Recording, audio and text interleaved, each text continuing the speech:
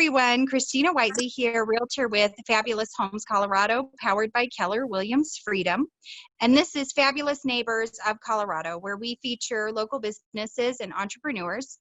And today I'm so lucky I have Erin Savage, who is such a good sport because I've had so much technical difficulty trying to get her on film. She's agreed to come back. So, hi, Erin. Hello. Thank you for coming back. So she is a field agent with Liberty Mutual. How are you? I'm good. How are you? Good, thanks. This one's going to stick. I have faith. Yes. I So, hope so. yes. Well, thank you for Zooming with me all the way from quarantine. We're practically neighbors, though. Yes. I think we established we almost live like next to each other. So that's funny. So what is your background? So my background is kind of all over the place. But in the insurance industry, I started off just with a captive agency, and then from there moved to a brokerage and kind of learned about the brokerage. I then started training individuals to be agents so that they were able to understand what it's like to go out and become an agent, what they need to know, understanding carriers, things like that. And then from there, I actually decided to start being an agent myself and working in there. I've been doing this for about 10 years now. And so it's really nice to have the different aspects of insurance because it kind of makes me well-rounded in understanding what people are looking for and needing. Yeah. And you mentioned brokerage. So what is a broker? It's quite different. It is, yeah. So a brokerage versus a captive. So a captive agency is going to be a single carrier. It's going to be your State Farms, your Farmers, your USAA, your Allstate, all of those companies.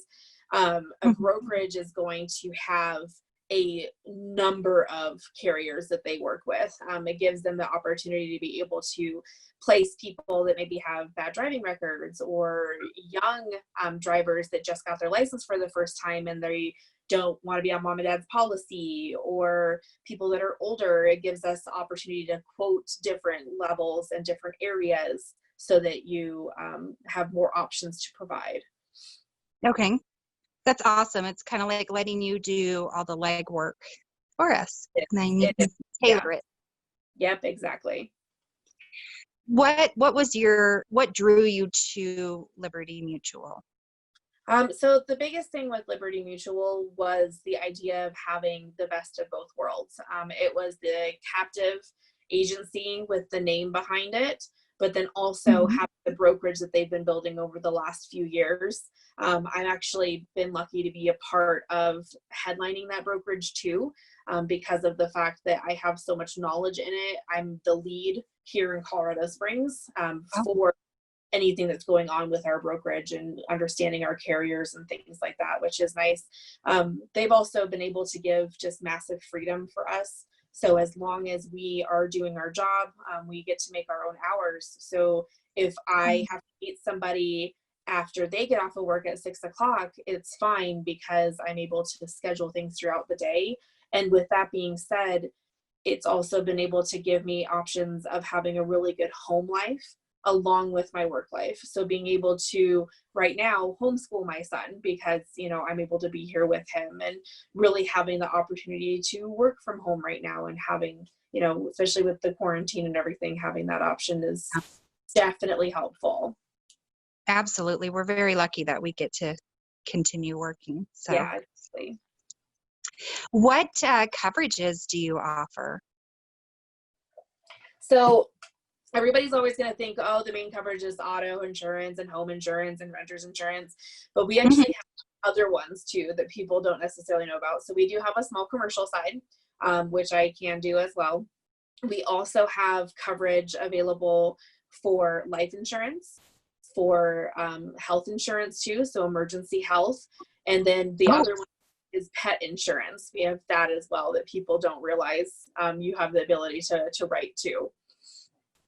Pet insurance is a big thing these days, especially, as we all become a little more obsessed with our pets, and the older they get, they're so expensive, and sometimes they're born with health issues. So I think it's wonderful that pet insurance has really come around Well, and you can get something as simple as just your standard where it covers like doctor's visits, your regular annual checkup that you would for yourself. It'd be for a dog having that annual checkup, up to being able to have coverage for emergency as well, where if they need chemo, if they need surgery, that kind of thing. It's just a matter of what you as the, consumer want to have.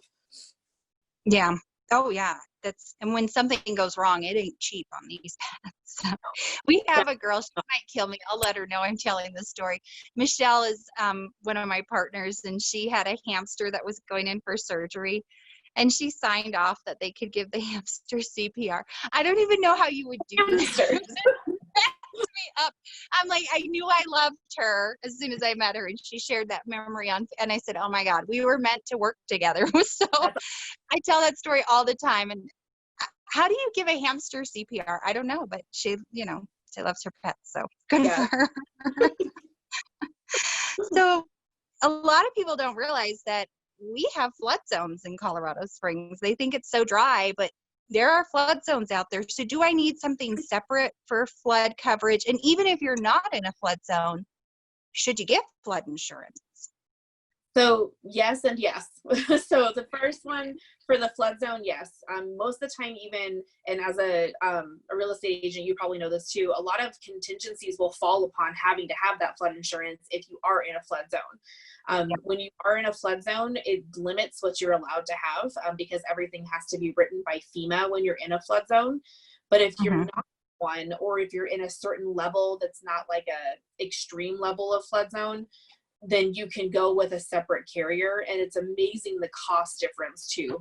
It drops probably by, I want to say over half, like probably 70%. It's going to drop from a policy that you would have with the FEMA versus a policy that you would have with an independent flood insurance company. And then anything can happen. And flood is considered water that's outside of the house coming in. So it doesn't matter if it was unintentional or anything like that, or if it was maybe a pipe that burst down the way but it wasn't your pipe. It's outside water that's coming in to your house. So to be careful about that, and people don't realize that things aren't covered. The other thing too is basements are just not covered, especially with flood insurance. They're not covered. So making sure really look at the details of your flood policy to know what you have covered and not covered as well. I didn't realize basements were not covered. Yeah, because basements, so a long time ago, basements used to not be livable space. It used to be something you would just have as the foundation of your home, and you would go down there for the water heater, the furnace, the other different appliances that were down there. And then some people would utilize them as storage, but it really wasn't livable space. So they don't cover those because people didn't start converting them into livable space until, I want to say, the late 90s was when that started becoming popular. And FEMA hasn't changed their structure. So that's interesting. That explains why all the monsters live down there in the scary movies. Yes, exactly. That makes sense. And one thing I thought of, because it's getting hotter, pools, above ground pools. Everybody's got those above ground pools. And if that leaks, that'll flood. So yeah, it's a lot of water. It's a lot of water.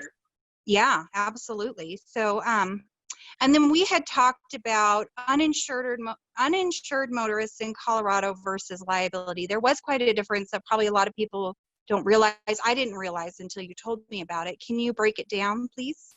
Yeah, sure. So liability is going to be the coverage for someone that you maybe injure in an accident, or their vehicle, if you damage their vehicle, or if you hit their house, anything like that.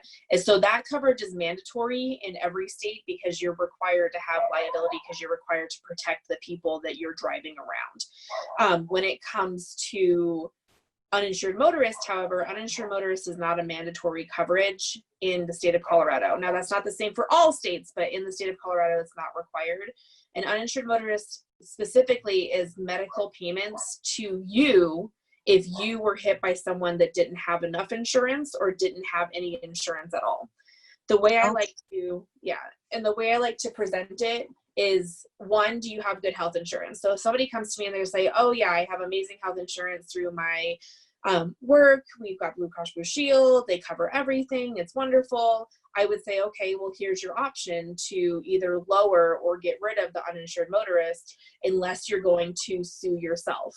So unless you are going to sue yourself for damages for an accident and not use your medical insurance first, then there's no reason to carry that. Now, if you don't have it, I would highly recommend it. Or even having just a smaller portion of it would be good to have as well. What a world we live in that you can sue yourself. I didn't even know you Yeah. could do that. I may sue myself. Yes, you can. For fun. That's awesome. Well, thank you again so much for graciously agreeing to do this. I think it's our third try. So third time is a charm. Yeah. And educating us. We will definitely have all of Erin's information in the description below so that you can reach out to her. And if you would like to be featured, go ahead and make a comment in the description below. Remember who to call for all of your fabulous real estate and insurance needs. Make it a fabulous day. Thank you.